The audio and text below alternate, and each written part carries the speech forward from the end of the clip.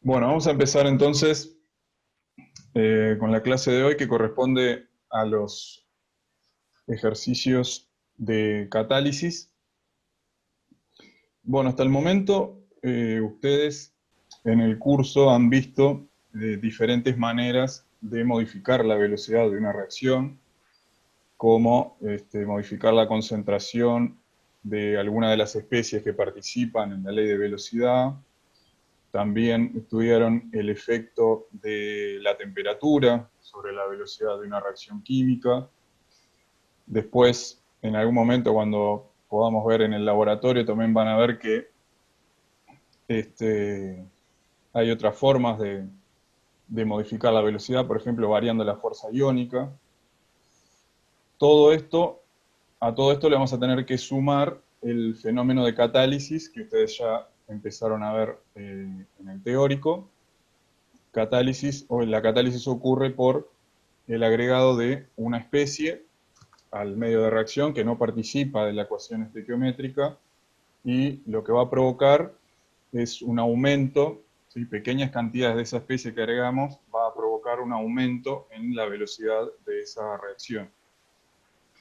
A esa especie lo denominamos catalizador y tiene que cumplir algunos requisitos para ser llamado catalizador. O sea, la cantidad, la naturaleza de los productos que se obtienen en ausencia o en presencia de él van a ser los mismos. No va a afectar la constante de equilibrio de una determinada reacción. ¿Sí? Únicamente el catalizador lo que hace es disminuir el tiempo que demora en alcanzarse esas concentraciones de equilibrio. El catalizador va a catalizar tanto la reacción directa como la reacción inversa.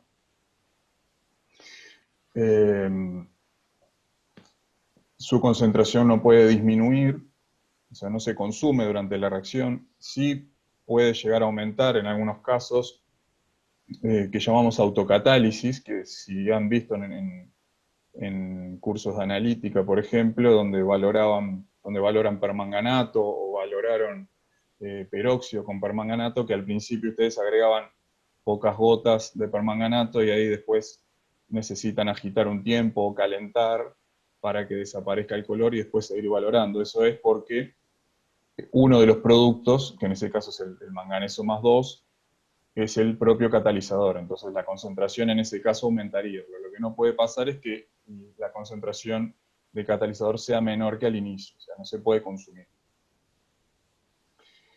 Dependiendo de si el catalizador está en la misma fase o no de la mezcla reactiva, vamos a hablar de catálisis homogénea, en el caso de que se encuentra en la misma fase, el catalizador y la mezcla de los reactivos, y si se encuentra, generalmente en ese caso son mezclas gaseosas o en solución, y si el catalizador se encuentra en una fase distinta, hablamos de catálisis heterogénea, generalmente la mezcla gaseosa o líquida y el catalizador solo.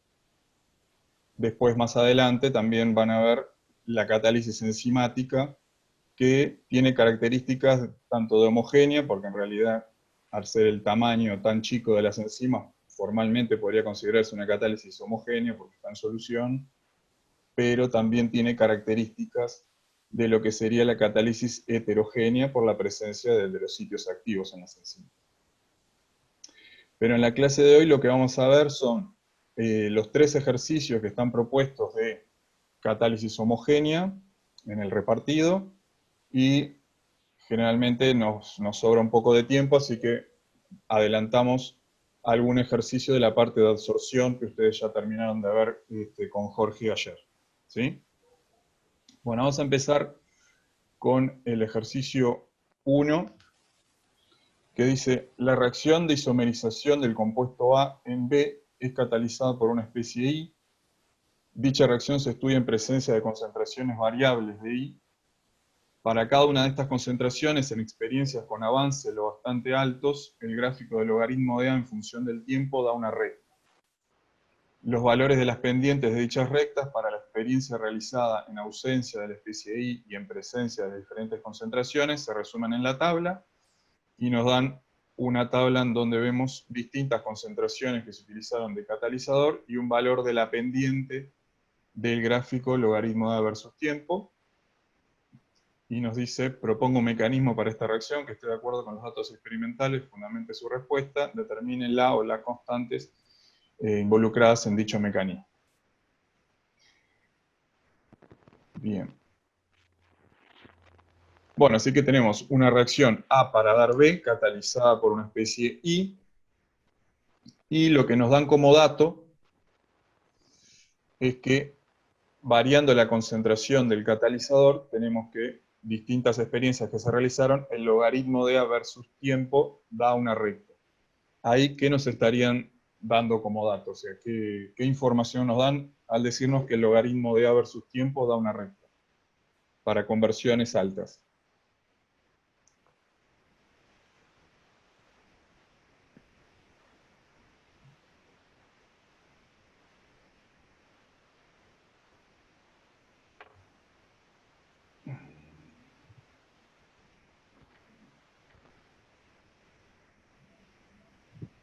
Sería una cinética de primer orden. Ahí está. Sería un orden 1 para A. O sea, estamos hablando del método integral.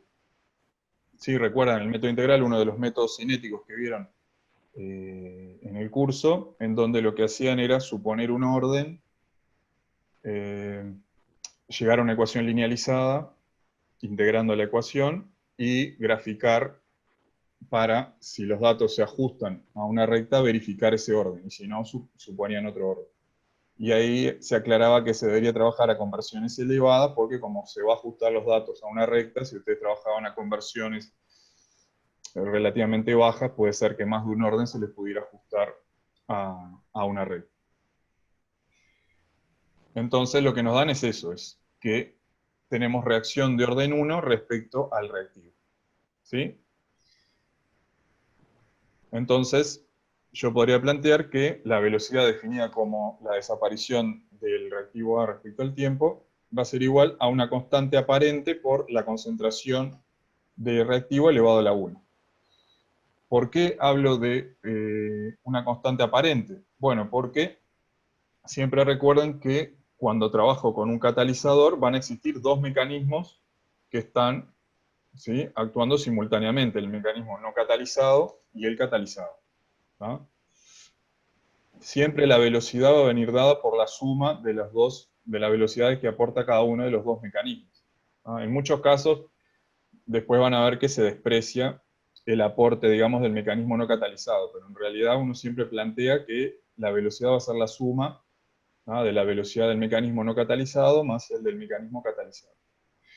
Así que esa constante aparente va a depender de la concentración de catalizador y va a depender de las constantes cinéticas respectivas del mecanismo no catalizado, que lo simbolizamos generalmente con NC, o sea, no catalizado, y la constante cinética del mecanismo catalizado K sub C. Acá tenemos entonces la velocidad global del proceso, va a venir dado por... Vamos a ver.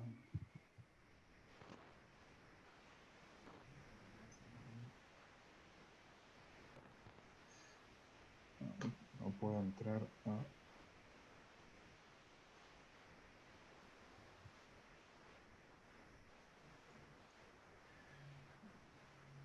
La suma de la velocidad global entonces va a ser el mecanismo no catalizado, o sea, acá NC por la concentración de A, más la constante del mecanismo catalizado por la concentración de A, que también va a ser de orden 1, porque si no, no cumpliría que la reacción global, digamos, les dé de orden 1, y multiplicado por la concentración de catalizador a un orden que le llamamos beta en este caso, que todavía no sabemos cuánto vale. Así que vamos a tener entonces el aporte a la velocidad de los dos mecanismos, del no catalizado y del mecanismo catalizado. ¿Sí?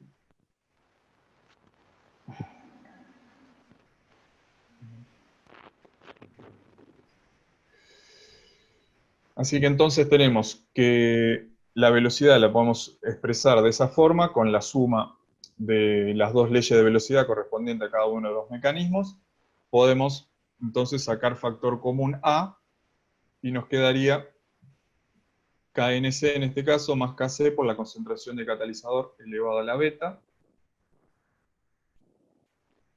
Esto es lo que previamente habíamos llamado constante aparente. Y si lo que hacemos es resolver esa ecuación diferencial, nos quedaría entonces logaritmo de A menos logaritmo de A más el logaritmo de la concentración inicial de la especie A, igual a esa expresión de K aparente por el tiempo. Por lo que en el gráfico del logaritmo de A versus tiempo, esa constante aparente va a ser el valor de la pendiente que nos dan como dato del ejercicio. Así que en este caso, la pendiente que nos dan como dato va a corresponder a esa expresión de K aparente que llegamos. ¿Ah? KNC más KC por la concentración de catalizador a la beta. Lo que nos queda determinar entonces es el orden para el catalizador y los dos valores de las constantes. Ahí tenemos la tabla de valores que nos daban en la letra del ejercicio. A partir de esa tabla, ¿qué dato de los tres que les comenté recién, o sea, KNC, KC y beta, podríamos sacar directamente?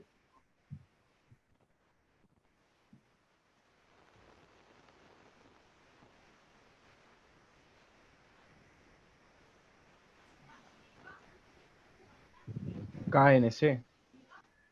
KNC, ¿qué dato utilizarías para eso? El dato de catalizador concentración cero, que ya sabes cuánto vale la pendiente. Ahí está, perfecto. O sea, con el dato de trabajar en ausencia de catalizador, en ese caso, el único mecanismo que estaría actuando es el mecanismo no catalizado. Entonces, ya podemos obtener el dato de la constante cinética del mecanismo no catalizado, que les da 1,90 minutos a la menos 1. ¿Ah? Ahora nos falta determinar la constante cinética K sub C. Tenemos el valor de la pendiente, que ya habíamos llegado. Entonces lo que puedo hacer es suponer un orden para beta. O sea, esto no es el método integral, esto es una forma de resolver lo que me pide en este caso, que es determinar el orden para el catalizador y K sub C. Puedo suponer un valor de beta y graficar pendiente versus el valor de I elevado a la beta. ¿Ah? Y si eso me da una recta, voy a verificar ese orden y la pendiente va a corresponder a K sub C. ¿Ah? Entonces vamos a probar, por ejemplo, orden 1 para el catalizador. Entonces lo que debería graficar es pendiente versus concentración de catalizador. Abríamos esa gráfica y en este caso vemos que se ajusta, los datos se ajustan a una recta, por lo que estaríamos verificando que el orden para el catalizador es 1 y la pendiente correspondería al valor de K sub C. ¿Ah? ¿Qué pasa si hubiera probado primero con otro orden? Por ejemplo, orden 2. Ahí tendría que haber graficado la pendiente versus la concentración de catalizador al cuadrado. Bueno, en ese caso se ve claramente que los datos ahí no se están ajustando a una recta. Así que, bueno, si hubieran empezado con orden probando beta igual 2, deberían seguir ensayando órdenes hasta llegar al orden 1, que era el correcto. Entonces dijimos que la pendiente de esa recta va a corresponder a la constante del mecanismo catalizado, K sub C, ¿no? Y lo podemos expresar, como estaban los valores de la concentración del catalizador expresado en milimolar, si lo queremos expresar en molar, nos quedaría un valor de 8503 molar a la menos 1, minuto a la menos 1. ¿No? Ahí recuerden que, como veíamos en la parte de cinética, es importante que se fijen bien en las unidades cuando expresan las constantes. O sea, en el caso de la constante del mecanismo no catalizado, era de orden global 1. la ley de velocidad, y entonces correspondía tiempo a la menos 1, en este caso minutos a la menos 1. Pero el mecanismo no catalizado tenía orden 1 para el reactivo A y orden 1 para el catalizador, o sea que es orden global 2, así que las unidades son correspondientes a concentración a la menos 1 y tiempo a la menos 1. ¿Ah? Y ahí se pueden fijar también en los valores, ¿no? El mecanismo, la constante del mecanismo no catalizado era 1,9 y esta constante es 8503. O sea que prácticamente esa reacción ocurriría mayoritariamente por la parte catalizada, ¿no? Se puede fijar claramente que es mucho mayor esa constante que la del mecanismo no catalizado. Otra forma, o sea, sin suponer el orden para el catalizador que podrían utilizar para determinarlo, es partiendo de la misma ecuación que teníamos, ¿no? La pendiente que habíamos definido, que era la constante aparente, lo que paso la constante no catalizada hacia el otro lado de la igualdad y aplico logaritmo a ambos lados de la igualdad, y lo que grafico entonces es el logaritmo de los valores de la pendiente menos la constante del mecanismo no catalizado, que ya era dato, ya lo había encontrado con el dato de concentración de catalizador igual a 0, versus el logaritmo de la concentración de catalizador. Y ahí lo que tengo es, de la pendiente ya sacaría directamente el orden del catalizador, y de la ordenada correspondería al logaritmo de la constante del mecanismo catalizado. Acá no tengo que suponer un orden, sino que lo saco directamente. Obviamente, como en este caso, con esta última forma, están sacando el dato de la constante de la ordenada en el origen, y la otra era la anterior, utilizaban la pendiente, puede haber pequeñas diferencias si se fijan en el valor numérico de la constante, ¿ah? Pero no les afecta, digamos, a la resolución del ejercicio. Cualquiera de las dos formas estaría bien, ¿ah? Para resolver.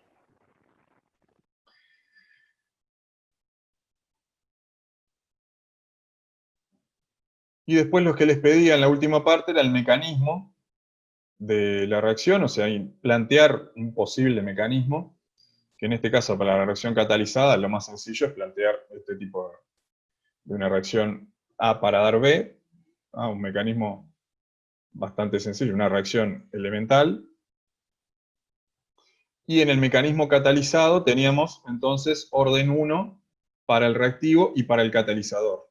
O sea, que el mecanismo, ¿cómo lo podrían plantear para la reacción no catalizada?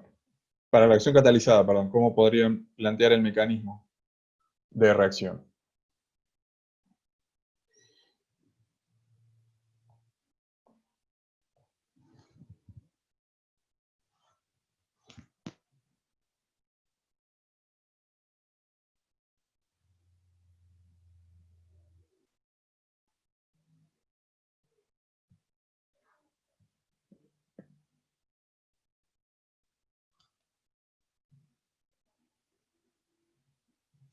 Voy a necesitar por lo menos dos etapas, ¿no? Porque en una tiene que participar el catalizador y en otra se te va a tener que regenerar.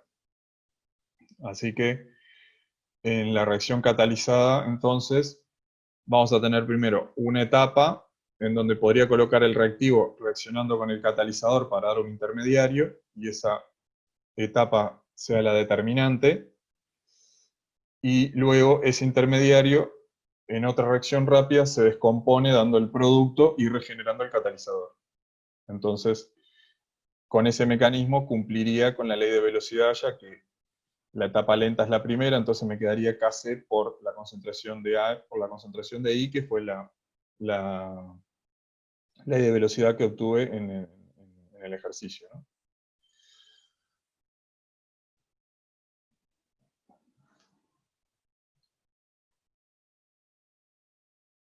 ¿Les queda clara esta parte del mecanismo?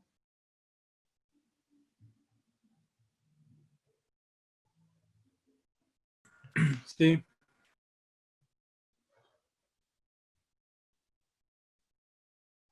Bien.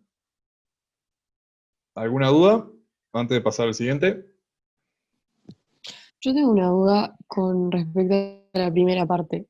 Sí. Cuando integras te quedó menos logaritmo neperiano de A más todo eso. Para que la pendiente te quedara positiva, ¿no tendrías que graficar menos logaritmo de A versus eh, tipo la otra? ¿Cómo? Ah, acá Porque decís. ves un video por ahí que no te aparece nunca después.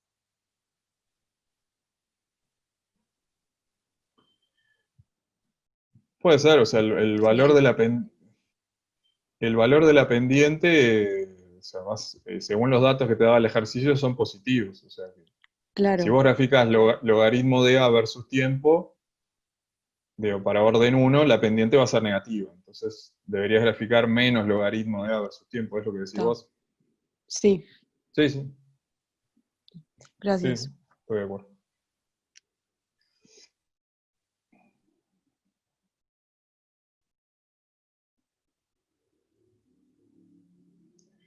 Bien.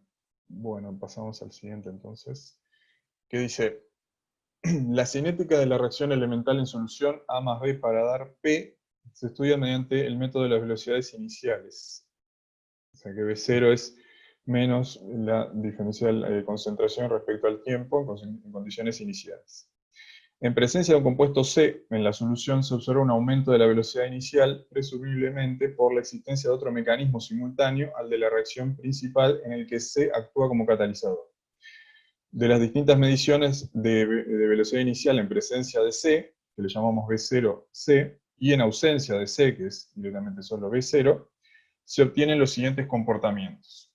Y ahí tenemos entonces que B0C, o sea, en presencia del catalizador en función de la cantidad del catalizador trabajando a concentraciones constantes de los reactivos, hay un comportamiento lineal, y la relación entre la velocidad en presencia y en ausencia de C en función de la concentración de reactivo para concentración de B y concentración de catalizador constante, también existe una relación lineal. ¿Ah? Lo que nos pide es que a partir de esas gráficas poder deducir los órdenes parciales respecto a A y C en el mecanismo en el que participa C.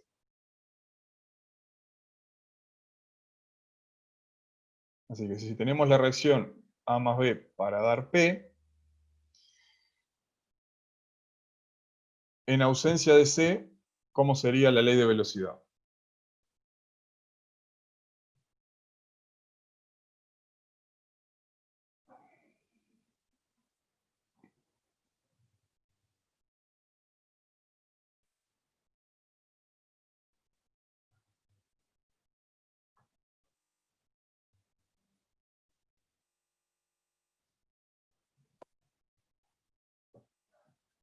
Estamos trabajando con una reacción elemental, así que el orden coincide con el coeficiente estequiométrico, así que podría plantear que la velocidad entonces va a ser una constante en ausencia de C, no catalizada, por las concentraciones iniciales de ambos reactivos.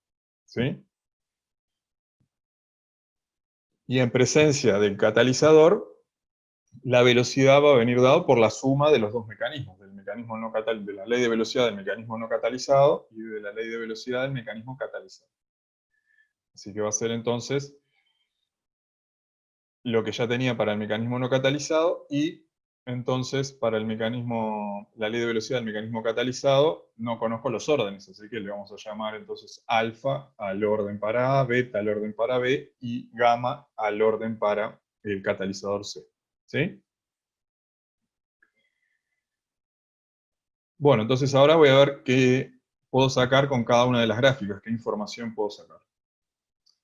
Trabajo con concentración de ambos reactivos constante. Y lo que grafico es la velocidad en presencia de C en función de la concentración de catalizador.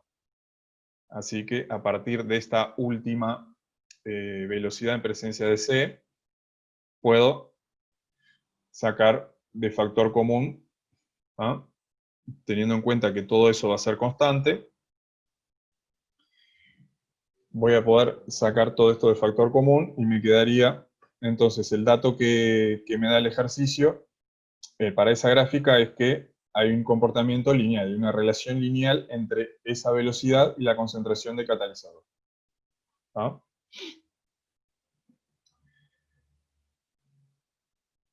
Entonces, lo que puedo determinar es que si todo eso es constante, o sea, es como si fuera una recta, ¿no? Tengo una ordenada y tengo una pendiente multiplicado por la concentración. Si hay una relación lineal, quiere decir que el orden para el catalizador vale 1. ¿Sí? O sea, si lo tomaran como una recta que la velocidad fuera I, la ordenada A, que es todo la ley de velocidad del mecanismo no catalizado, una pendiente que corresponde a Kc por la concentración de A a la alfa por B a la beta, y la X tendría que ser entonces que el orden, o sea, el exponente al cual está elevado esa concentración tiene que ser 1 para que corresponda a una relación lineal. ¿Están de acuerdo?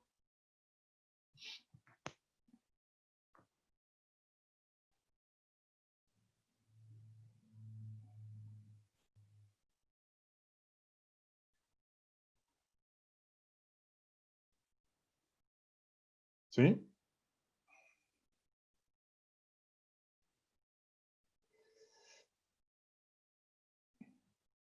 Bueno, entonces, ahora con la otra gráfica que me daban como dato, acá lo que tengo es el cociente entre la velocidad en presencia de C y en ausencia de C, en función de la concentración de reactivo, considerando que la concentración de B y C son constantes. Así que en ausencia de C teníamos esa velocidad inicial, debido únicamente al mecanismo no catalizado. En presencia de C voy a tener los dos, la suma de las dos leyes de velocidad.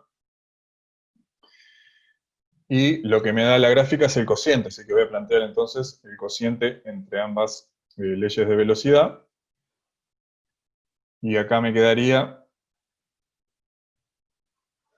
sigue haciendo cuentas ahí en ese cociente, 1 más la constante del mecanismo catalizado, la de B, que me quedaría beta menos 1, ¿no? Porque en el numerador tengo beta, en el denominador 1, la concentración del catalizador, y la de A también, alfa, que tengo en el numerador, y 1 en el denominador, así que me quedaría alfa menos 1, dividido la constante del mecanismo no catalizado.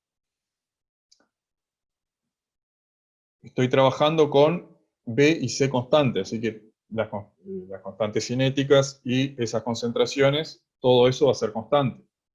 ¿Sí? Así que lo que me dicen es que esa relación de velocidades en presencia y en ausencia de C versus la concentración del reactivo A, hay un comportamiento lineal. Entonces, de ahí, ¿cuánto vale alfa en ese caso?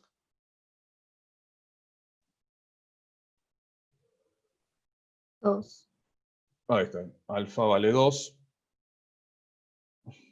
Como eso tiene que ser lineal, lo que tiene que estar elevado, la concentración de A tiene que ser 1. Así que en ese caso tengo que alfa menos 1 tiene que ser igual a 1, por lo tanto alfa me da 2. ¿Ah?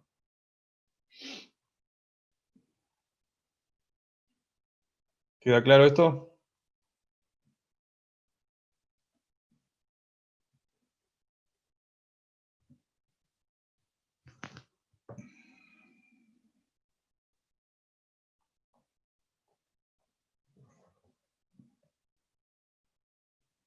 Bien. Bueno, seguimos en la parte B del ejercicio que dice, sabiendo que la concentración de B afecta solo a la velocidad del mecanismo sin catalizar, propongo un mecanismo que sea concordante con los resultados experimentales obtenidos.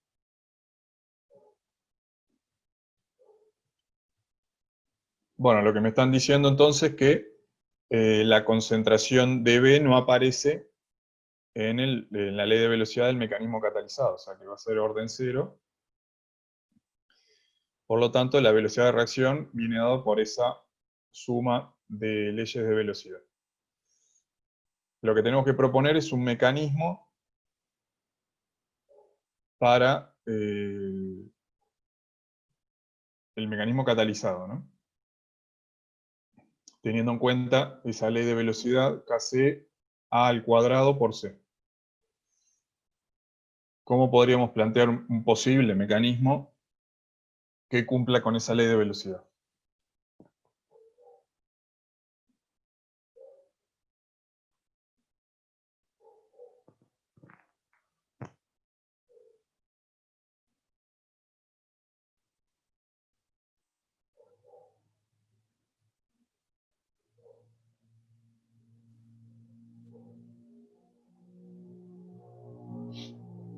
O sea, tendría que ser en dos partes, uno para el no catalizado y uno para el catalizado, o todo junto.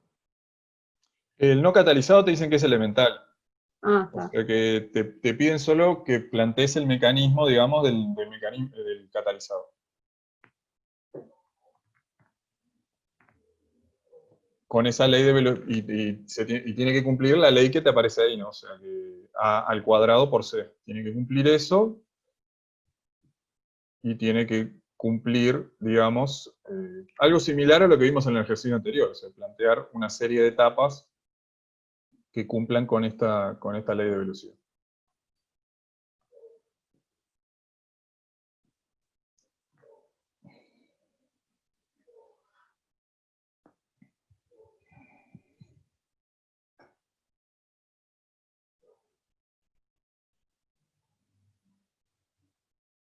La reacción catalizada puede ser A más C y te da un intermediario, y luego ese intermediario reacciona de vuelta con A para dar otro intermediario y que esa sea la lenta, y que ese segundo intermediario reaccione con B para dar el producto final, y que esa última sea rápida y que la primera también, que sea como en 3 etapas.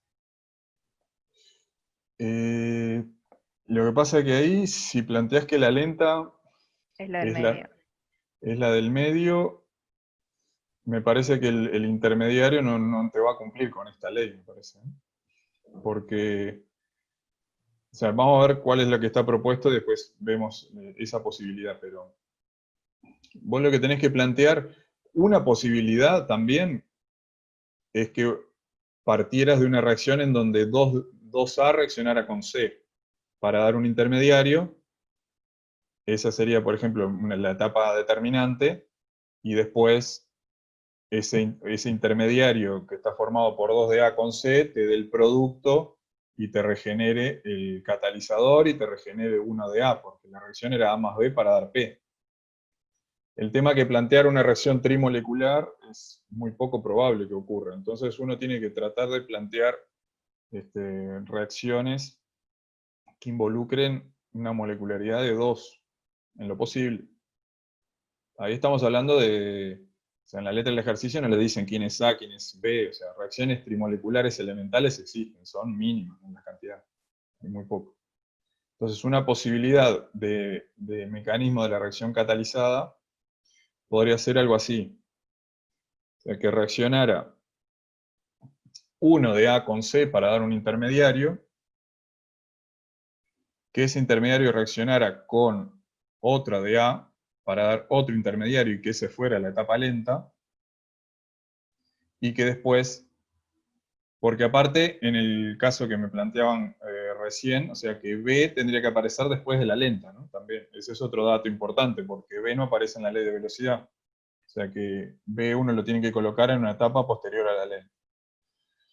Así que un segundo intermediario que se forma en esa etapa lenta tendría que reaccionar con B para formar el producto, regenerar el catalizador y también una de A, ¿no?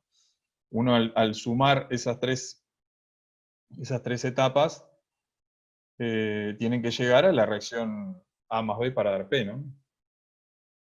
Se tiene que cumplir, y aparte tiene que cumplir con la ley de velocidad, ¿no? Que en ese caso uno plantearía, ustedes ya vieron la parte de mecanismo, ¿no? Partimos de la etapa determinante, o sea, sería K2 por la concentración de AC por la concentración de A, ¿sí? Sería la velocidad. Y como en general no podemos dejar expresado la velocidad en función de un intermediario, lo que hacemos es sacar la concentración de ese intermediario a partir del equilibrio previo, ¿no?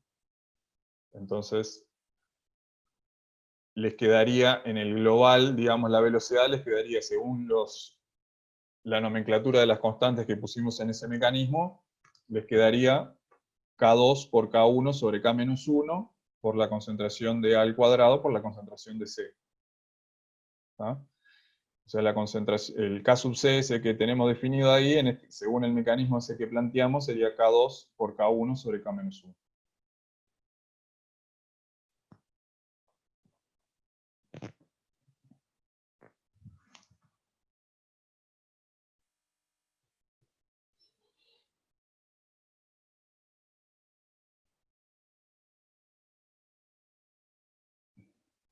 ¿Queda clara esa parte?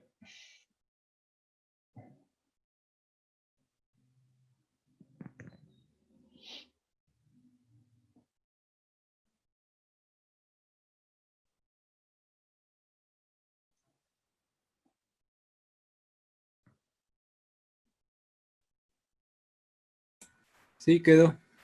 ¿Sí? Sí. Bien.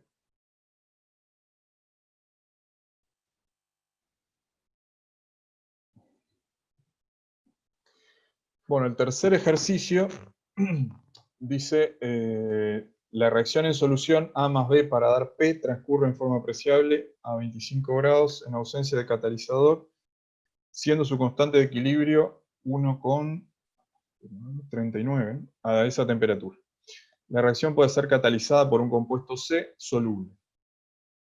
Se determina la velocidad inicial para varias corridas a 25 grados Celsius, según las condiciones detalladas en el siguiente cuadro. Ahí tenemos distintas corridas que se hicieron, variando las cantidades de reactivo y de catalizador, y determinando la velocidad inicial.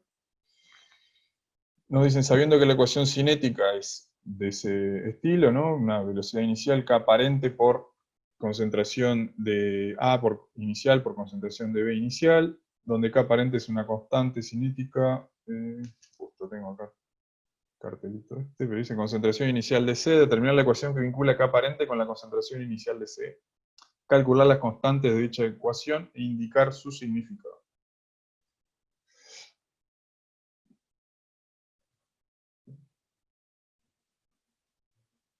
Entonces tenemos la reacción que nos daban, ¿no? A más B para dar P, un valor de constante de equilibrio. Nos dan como dato la forma de la ecuación cinética.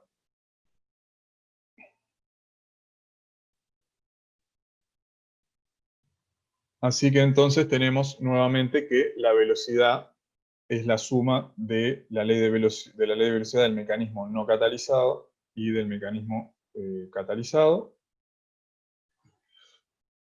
Que en este caso, entonces, como nos dan la forma de la ecuación, quiere decir que los órdenes para A y para B tienen que ser iguales en ambos mecanismos. Lo único que no conozco es el orden para el catalizador, ¿no? Porque yo tengo que llegar con la suma de esas dos leyes de velocidad a la ecuación cinética que me dan como dato, ¿no?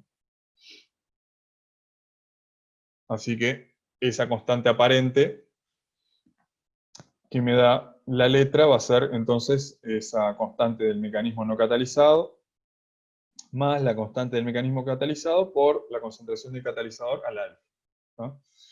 Hablamos de una constante aparente porque depende de la concentración de una especie, ¿sí?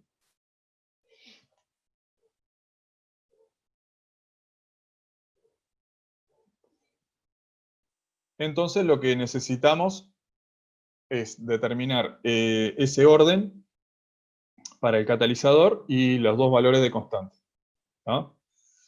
O sea que tengo tres incógnitas en esa ecuación.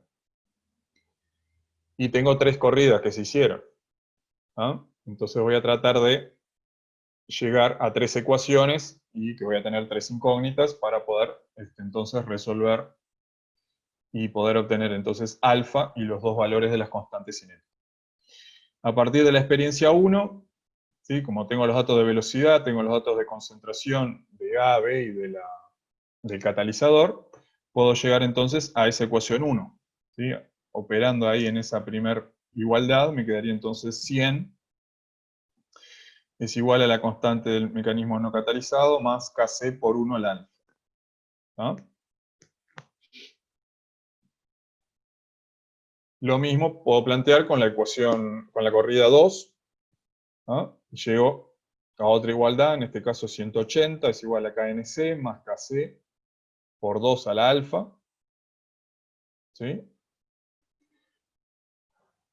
Y lo mismo voy a plantear para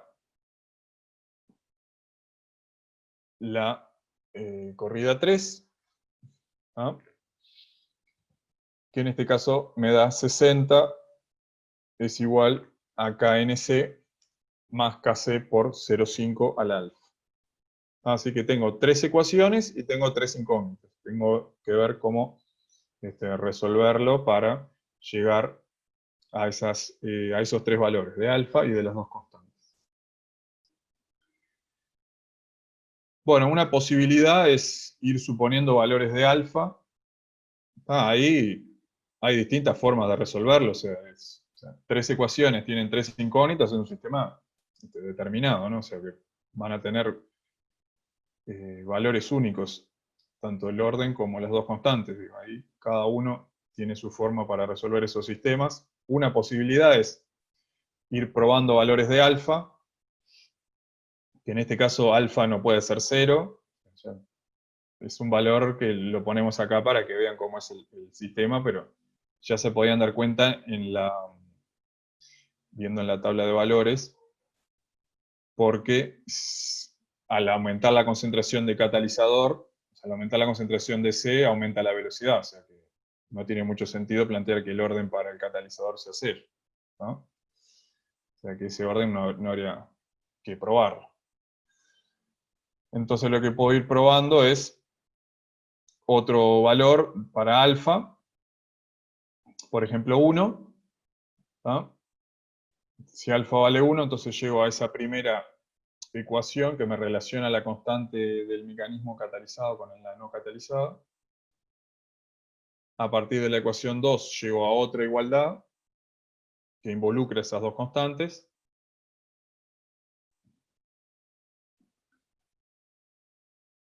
Y entonces a partir de sustituir, ¿no?, del mecanismo o sea, el valor que saqué de la ecuación 1, puedo despejar el valor de la constante K sub C, que es 100 menos la constante del no catalizado, y sustituirla en la ecuación 2, y llegar al valor de la constante no catalizada, que les da 20 molar a la menos 1, segundo a la menos 1. ¿No?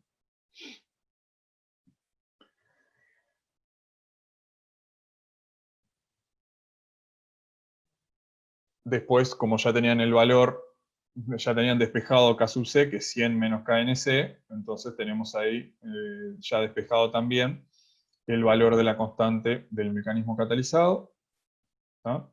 Fíjense, ahí también las unidades, o sea, la ley de velocidad del mecanismo no catalizado corresponde a un orden global 2, así que les queda molar a la menos 1, segundo a la menos 1, y en el caso del mecanismo catalizado tienen orden 1 para A, para B y para el catalizador, así que es orden global 3, así que en ese caso les quedaría molar a la menos 2, segundo a la menos 1. ¿Sí?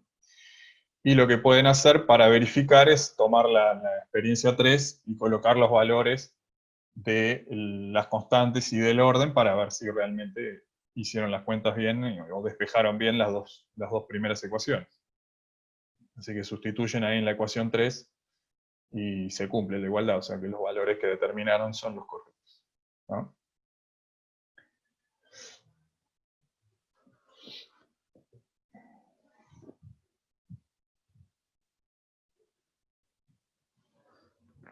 ¿Va bien hasta acá?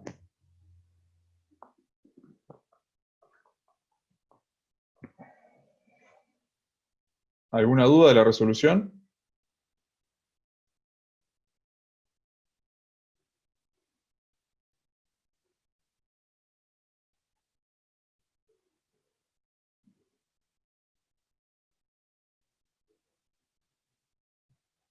Bien, seguimos entonces. En la parte B dice, se realiza otra corrida de 25 grados en la que se parte únicamente de P y C en solución, con la concentración de P inicial 0,1 molar y la concentración de C 1 molar. Sabiendo que la ecuación cinética es de la forma, en este caso K' aparente por la concentración inicial de P, explicar por qué K' aparente es una constante aparente. Sabiendo que las ecuaciones cinéticas planteadas para las velocidades iniciales son también válidas en el equilibrio, expresar K' aparente en función de concentraciones y constantes cinéticas y calcular K' aparente en esas condiciones. Bien, ahora tenemos una experiencia en donde partimos del producto P de la reacción anterior, ¿no? Y con agregado de catalizador. ¿Se acuerdan al principio que les comentaba que el catalizador lo que va a hacer es catalizar tanto la reacción directa como la reacción inversa? Así que yo voy a tener entonces, si me dan como dato esa ley de velocidad, voy a tener un mecanismo no catalizado y voy a tener un mecanismo catalizado, ¿sí?, con una concentración de catalizador elevado a un orden que en este caso no conozco.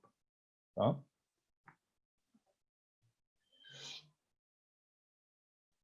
Lo que me dan como dato también, que todavía no usé, es el valor de la constante de equilibrio. ¿Tá? Y como me dicen que las leyes de velocidad en condiciones iniciales, acá en la letra del ejercicio, me decía que eran válidas también en el equilibrio, ¿tá?, esas ecuaciones cinéticas, lo que puedo plantear entonces es que K aparente por la concentración de A y B en el equilibrio va a ser igual a la K' aparente, o sea, la que va en el sentido opuesto, por la concentración de producto en el equilibrio. ¿Sí?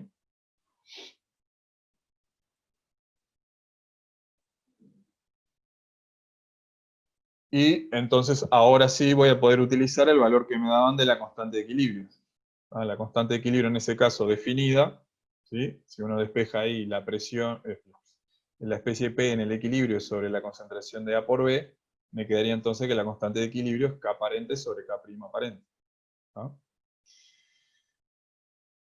Previamente les decía decir por qué K' aparente era una constante aparente. Bueno, porque depende de la concentración del catalizador. ¿Ah? Siempre que una constante dependa de una concentración de una especie, le llamamos constante aparente. ¿Ah?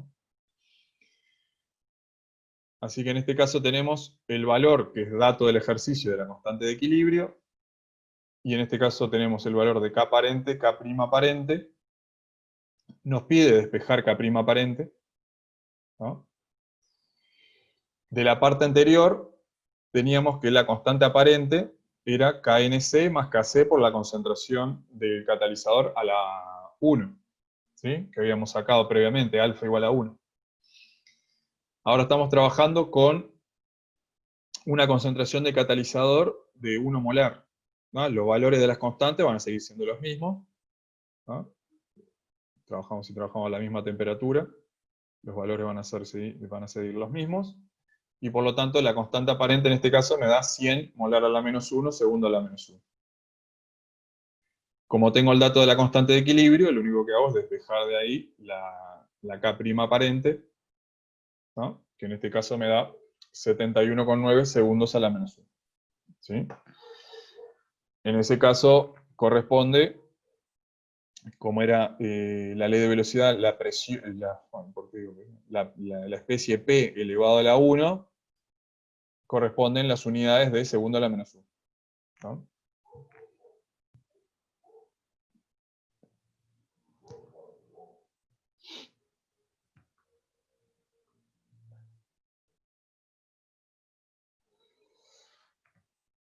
¿Alguna pregunta de este ejercicio?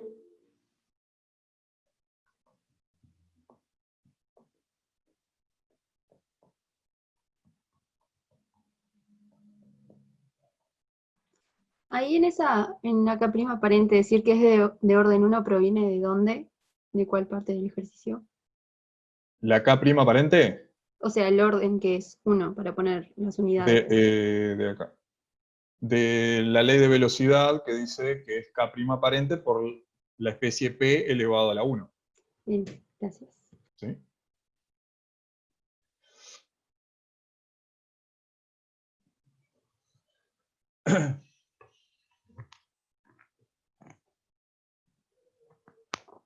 ¿Alguna otra pregunta?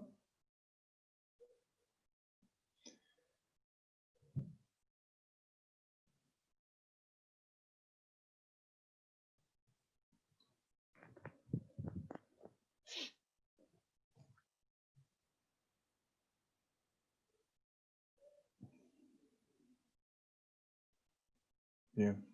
Bueno, entonces seguimos. Hay una pregunta en el chat, perdón. A ver. Que no puedo acceder. ¿Te animás a decirme qué es lo que preguntan? Porque no llego, no puedo abrir el chat, ¿no? Está todo trancado, ¿no? Dice, en la parte A se puede determinar el orden KNC y KC con un gráfico. Sí, ahí hay distintas formas de resolver ese sistema. Si llegan a los mismos valores, ahora no sé cómo sería el gráfico que se podría plantear, pero... O sea, son 3 ecuaciones, 3 incógnitas, ahí pueden ir combinando ecuaciones sin la forma esta de ir suponiendo el valor de alfa, pero sí, hay distintas formas de resolver esa... O linearizarlo también, la ecuación, ¿no? O aplicando logaritmos, ese alfa que está como exponente, y que les queden 3 sistemas con 3 ecuaciones con 3 incógnitas linealizadas, y ponerlo en una calculadora, les tiene que dar lo mismo, ¿eh?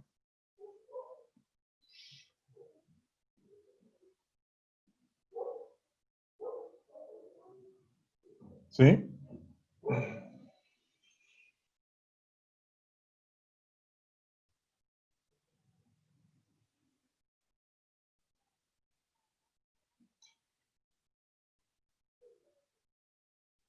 Bueno, entonces vamos a ver el siguiente, que es el 4, que es ya pasamos a la parte de absorción, ¿no? Que ustedes ya estuvieron viendo con Jorge, ya sería la parte que corresponde a catálisis heterogénea, ¿no? Porque en una catálisis heterogénea por lo menos tiene que haber una especie absorbida sobre el catalizador.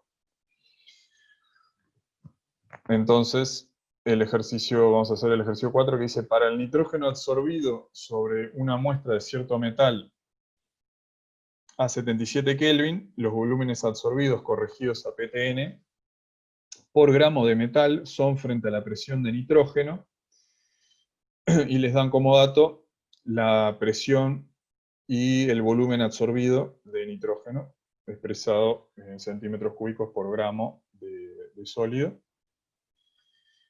Parte A, ajuste estos datos con la isoterma de Langmuir y calcule los valores del volumen de la monocapa y de la constante de Langmuir.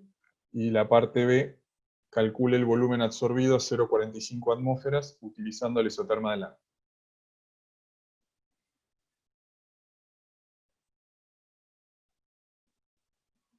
Bueno, recordando un poquito la parte de absorción de la isoterma de Langmuir, ¿se acuerdan que lo que ustedes ya vieron en el teórico, el modelo de Langmuir es un modelo simplificado, digamos, de la superficie de un sólido, en donde se tienen un número de sitios disponibles, digamos, para la absorción, y son todos equivalentes. Solo se absorbe una molécula en cada uno de esos sitios disponibles, y la absorción sobre un determinado sitio es independiente de la ocupación de los sitios vecinos, ¿no? Pues lo que les está diciendo es que la entalpía de absorción es constante, ¿no? Entonces uno plantea la velocidad de absorción y de desorción, o sea, la velocidad de absorción va a ser proporcional a la presión, o sea, el número de colisiones, la presión está relacionada con el número de choques de las moléculas de gas contra la superficie del sólido, y va a ser proporcional al número de sitios que están disponibles, ¿no? Y la velocidad de desorción es proporcional al número de sitios que están ocupados, ¿sí? Ahí se define también θ, que se define como la tasa de recubrimiento o el factor de recubrimiento, que lo que nos da es un una idea del grado de extensión de esa absorción, porque se define como el número de sitios ocupados sobre el número de sitios totales disponibles para la absorción. ¿Ah? Entonces, en el equilibrio esas velocidades son iguales, o sea, el θ es constante en ese caso, y si uno define la constante de Langmuir como la constante de absorción sobre la constante de desorción, llega a lo que se llama la isoterma de Langmuir, ¿tá? En donde lo que se cumple es que, bueno, a presión cero, θ vale 0. Si uno trabaja a presiones bajas, ¿ah? Si uno analiza la isoterma en el denominador, se trabaja a presiones bajas, el 1 va a ser mayor que KL por P, y entonces le queda que θ va a ser proporcional a P, o sea, a presiones bajas hay una relación prácticamente lineal, ¿no?, entre θ y la presión. Y cuando trabajo a presiones mayores, entonces me queda que θ tiende a 1. O sea, θ tiende a 1 cuando se satura la capa, ¿no? O sea, lo que se dice es, si todos los sitios que están disponibles van a estar ocupados, entonces, en ese caso, θ va a tender a 1. ¿Sí?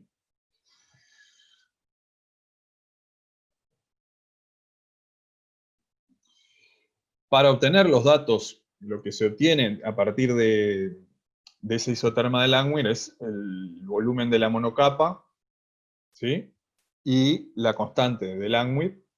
¿Ah?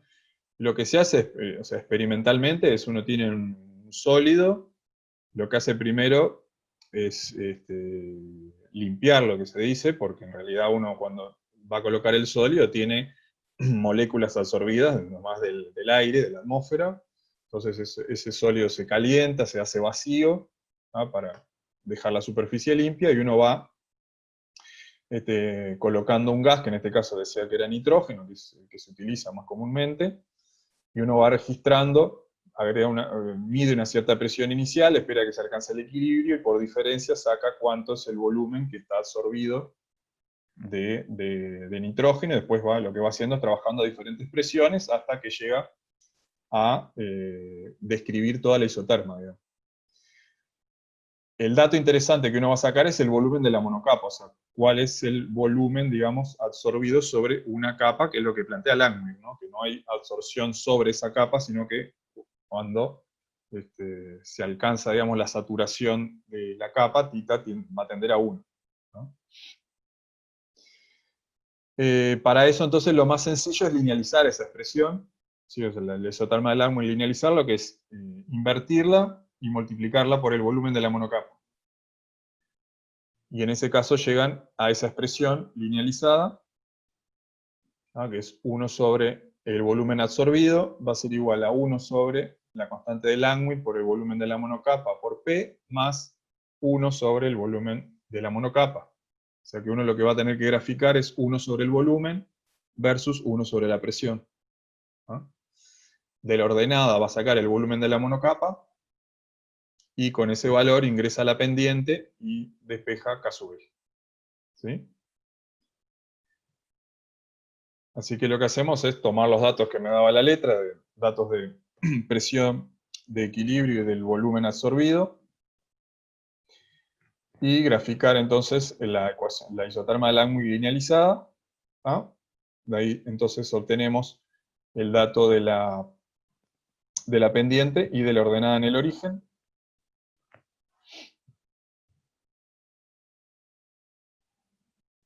Uno sobre el volumen de la monocapa, entonces va a ser igual a 0,00357, y la pendiente, que corresponde a 1 sobre el volumen de la monocapa por KL, 0,1290.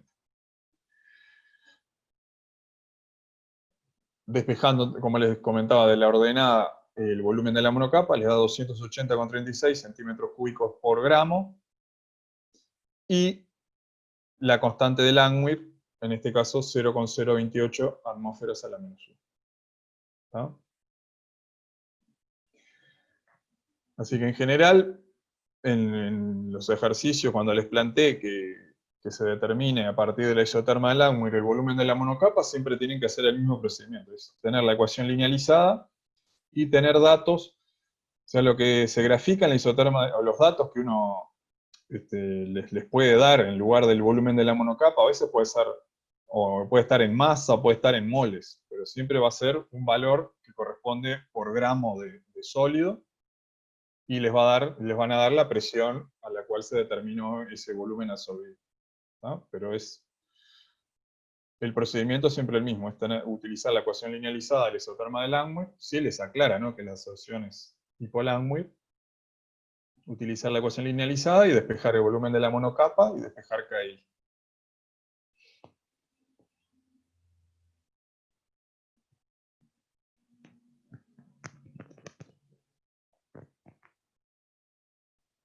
¿Hay alguna pregunta?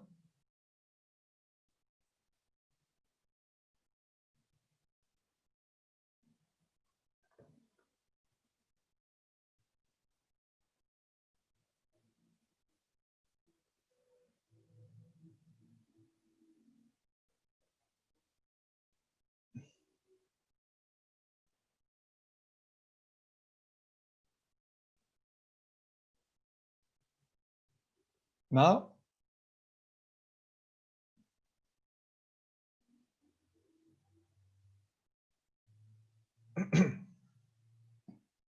Bien. Seguimos entonces con el último que vamos a ver hoy. Ah, nos faltaba la parte B. En la parte B les decía, digo, a partir para una presión de 0,45 atmósferas, despejar el volumen absorbido, bueno, que es con los datos del volumen de la monocapa y de KL, en la ecuación linealizada, sustituir la presión y despejar el volumen absorbido, ¿no? Eso es. Ya con los datos de volumen de la monocapa y KL, era sustituir únicamente en la ecuación linealizada el valor de la presión.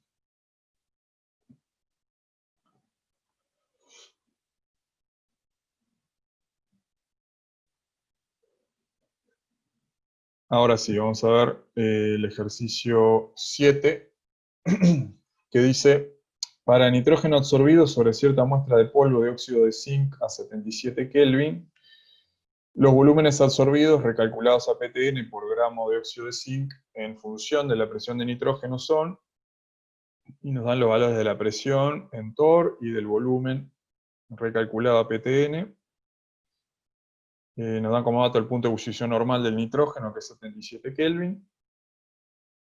Parte A, represente gráficamente volumen frente a presión y decida si es más adecuada la isoterma de Langmuir o la BET. Utilice la ecuación escogida en A para calcular el volumen necesario para formar una monocapa. Calcule también la otra constante de la isoterma. Y parte C, suponga que una molécula de nitrógeno absorbido ocupa una superficie de 16 Armstrong al cuadrado y calcule el área de 1 gramo de óxido de zinc pulverizado.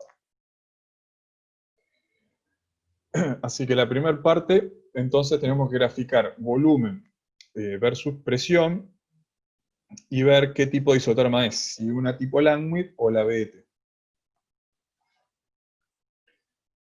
Así que vamos a hacer esa gráfica. ¿Ah? Y les queda de esa forma. Lo que tenemos que decidir ahora es si es un isoterma tipo Langmuir o la BET. O sea, BET es, ya lo van a haber visto con Jorge, ¿no?, por los apellidos de las personas que desarrollaron esa ecuación, que es Grunauer, Emmet y Teller. En ese caso, ya podríamos ver que no se parece al isoterma de Langmuir que vimos recién, ¿no?, porque no tiende a un valor constante, ¿no? Pero podemos analizar las diferentes isotermas que teníamos, que ustedes vieron ya en el teórico. ¿Ah? La isoterma, la de tipo 1, es la que veíamos de Langmuir, ¿no?, que generalmente se encuentra en absorción cuando son sólidos microporosos o en los cuales solo existe la quimisorción, ¿no? En ese caso, lo que se obtiene es una isoterma tipo 1. Después la tipo 2, que es en sólidos no porosos o con poros más grandes, donde uno tiene ahí un aumento inicial del volumen absorbido que corresponde a la primera capa, y después sigue aumentando la presión hasta llegar a la presión de saturación, ¿no? Todos van a llegar hasta P0, que en ese caso para un aumento, digamos, de la presión pasado P0, ya condensaría el gas y tendría una recta vertical, ¿no? Por eso siempre llegan hasta la presión de saturación.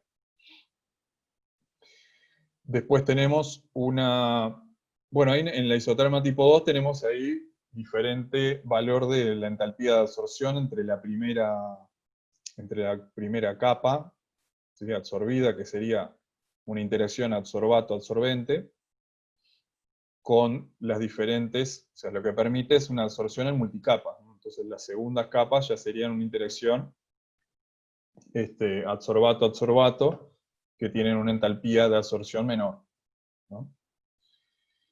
Después tenemos la isoterma tipo 3, que son absorciones poco energéticas. Ahí la entalpía de absorción de la primera y de las restantes capas tiene el mismo valor, entonces tiene ese perfil característico. Y las isotermas 4 y 5 son variantes de la 2 y la 3, pero hay, por la forma irregular de los poros, tenemos lo que se llama un ciclo de histéresis, ¿no? O sea, la absorción, la curva de absorción y la de desorción no coinciden, ¿no? Pero bueno, volviendo a lo que me pedía el ejercicio, que en verdad era comparar si era una tipo 1 o tipo 2, ¿no? Porque me pedía entre Langmuir o la BET, se parece más a la de tipo 2, ¿no? Donde tenemos un aumento inicial de la presión y después ya va, perdón, un aumento inicial del volumen absorbido que corresponde al llenado de la primera capa, ¿no? Y después continúa porque hay absorción en multicapas, ¿sí?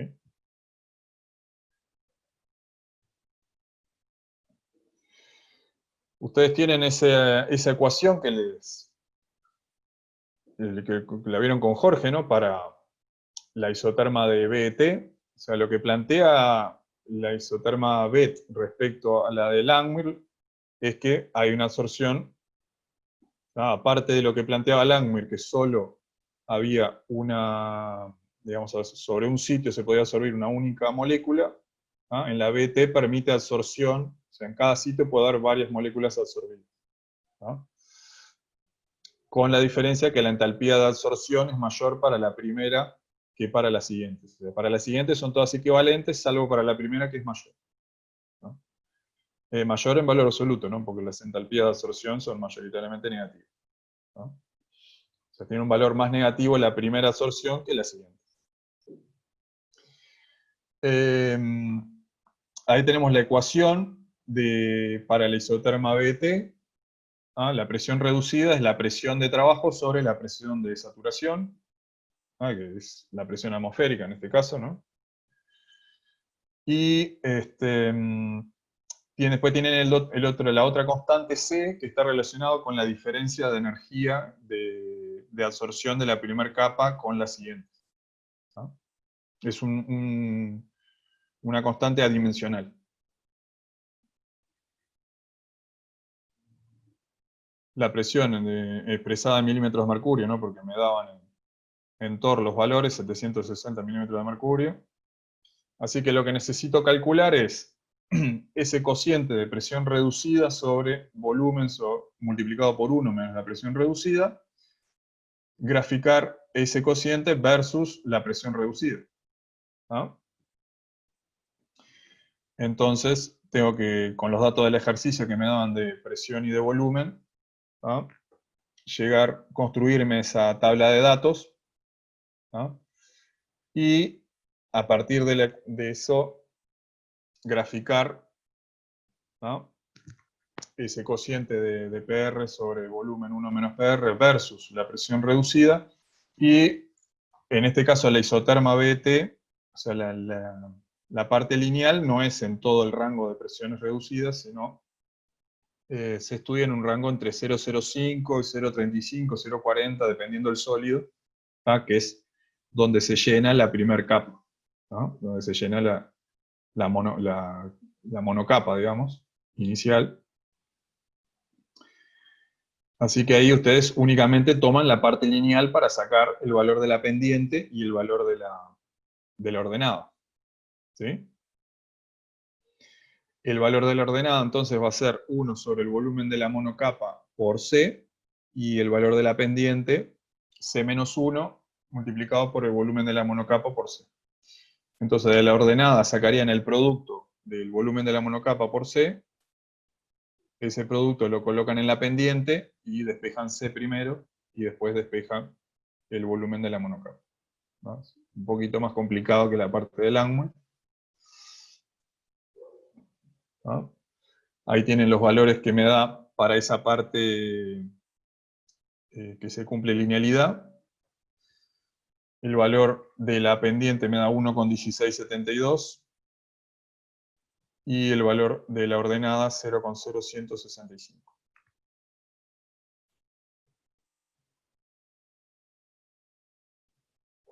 Así que entonces lo que hacen es eso, es despejar de la ordenada ese producto Bmol por C, lo colocan en la pendiente, despejan C, y con ese valor de C vuelven a la ordenada y despejan el volumen de la monocapa. ¿No? Esos son los valores a los que tienen que llegar. El volumen de la monocapa, 0,845 centímetros cúbicos por gramo, y el valor de C, 71,7. ¿No? ¿Les queda alguna duda? ¿Cómo sería la parte del análisis de datos por el modelo BT?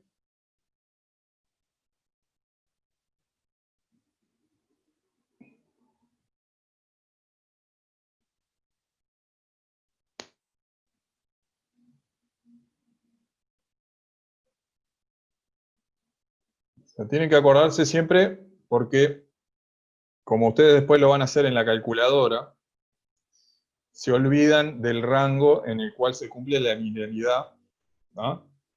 Que anda en ese rango entre 0,05, 0,35 hasta 0,4, ¿no? Pero ustedes tienen que fijarse, no tomar, porque van a ingresar todos los datos y ese R cuadrado les va a dar horrible. ¿No? Si en ese caso se fijan con el R cuadrado, se van a dar cuenta que se olvidaron de tomar el rango donde es lineal, pero si anotan el valor de la pendiente y de la ordenada, les va a dar cualquier cosa.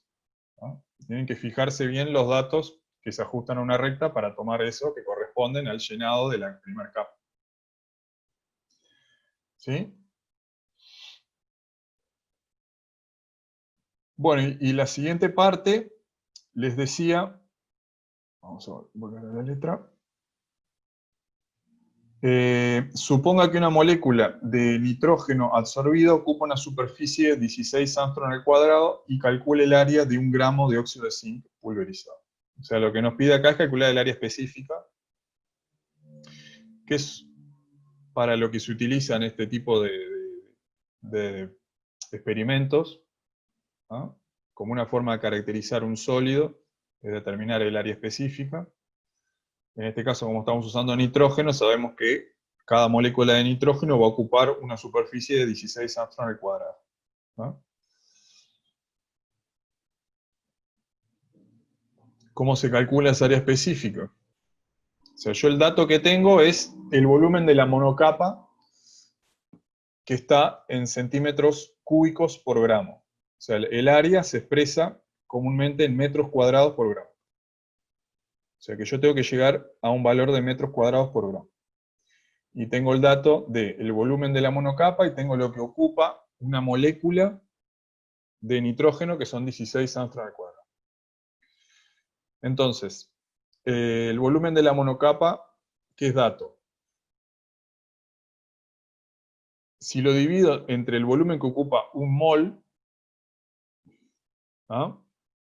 Ahí tendría entonces el volumen expresado en moles de nitrógeno por gramo de sólido. ¿Sí? Porque yo en algún momento tengo que expresar que tengo una molécula de nitrógeno que ocupa 16 Armstrong al cuadrado. O sea, tengo que llegar primero a saber cuántas moléculas tengo, ¿no? Y para eso tengo que determinar los moles. ¿Sí? Entonces utilizo el volumen que ocupa un mol de un gas ideal, ¿sí? Y entonces ahora me quedaría el volumen expresado, o sea, el volumen absorbido, sería, perdón, los moles de nitrógeno por gramo de sólido. ¿Ah? Yo tengo el dato de la molécula, entonces, ¿cuántas moléculas tengo de nitrógeno absorbido? Bueno, si ya tengo los moles, lo que voy a hacer es multiplicarlo por la constante de Avogadro. La constante de Avogadro está en moléculas por mol, o sea, 6,02 por 10 a la 23 moléculas por cada mol. ¿Ah? Entonces, por ahora tengo moléculas de nitrógeno absorbidas por gramo de sólido. Acá es donde entra el dato del área que ocupa una molécula de nitrógeno, que son 16 Armstrong al cuadrado. ¿Ah? Cada molécula ocupa 16 Armstrong al cuadrado. Entonces ahí el área me estaría quedando en Armstrong cuadrado por gramo. ¿Sí? Y como generalmente el área se expresa en metros cuadrados, lo que hago es utilizar el factor de conversión, ¿no? Para pasar de Armstrong cuadrado a metros cuadrados y multiplicar por 1 por 10 a la menos 20. ¿Sí? Y ahí me quedaría entonces el área expresada en metros cuadrados por gramo. ¿Sí? Siempre, o sea, la determinación del área específica puede ser con nitrógeno o puede ser con otro gas. Ustedes el dato que necesitan es únicamente cuál es la superficie que ocupa cada molécula de ese gas. ¿Ah? Les tienen que dar ese dato. Para este caso entonces que me pedía calcular el área, tenía el dato del volumen de la monocapa 0,845, el volumen que ocupa un gas ideal son 22.386 mililitros, ¿no? Es 22,4 litros aproximadamente. La constante de Avogadro, 6,02 por 10 a la 23. Lo que me decía del área del nitrógeno, en este caso 16 Armstrong al cuadrado, y el factor de 10 a la menos 20 para pasar a metros cuadrados. ¿Ah? Así que el área en este caso va a ser 3,63 metros cuadrados por gramo. ¿Ah? Si en cualquier otro ejercicio les piden determinar el área para ese sólido, ustedes van a utilizar esa ecuación. Lo único que les puede cambiar es que no utilicen nitrógeno, pero si le van a dar el dato del área que ocupa la molécula de ese gas, ya van a saber cómo calcular esa.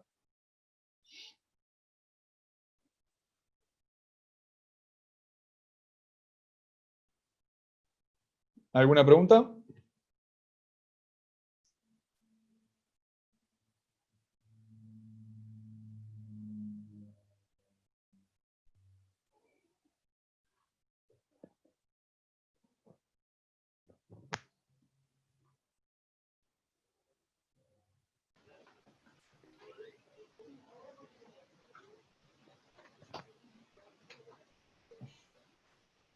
Una consulta.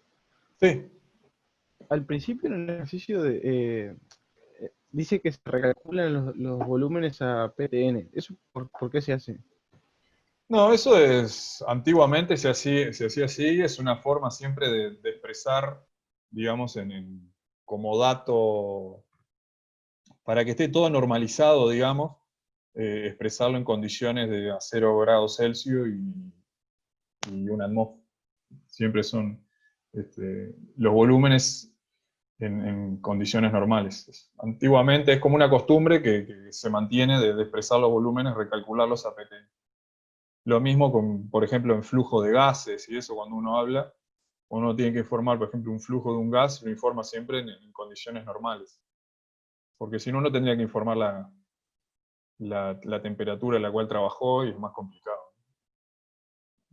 Es una costumbre y se utiliza ya hace mucho tiempo así de recalcular los volúmenes a PTN. Bien, gracias.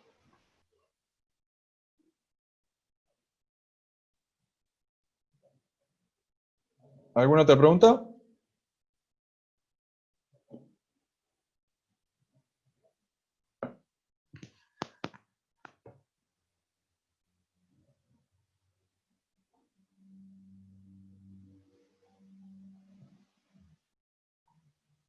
Bueno, si no hay más preguntas, dejaríamos por acá. Van a seguir ustedes entonces con Jorge jueves y lunes con la parte de catálisis heterogénea, y el martes volvemos con los ejercicios de heterogénea. ¿Ah?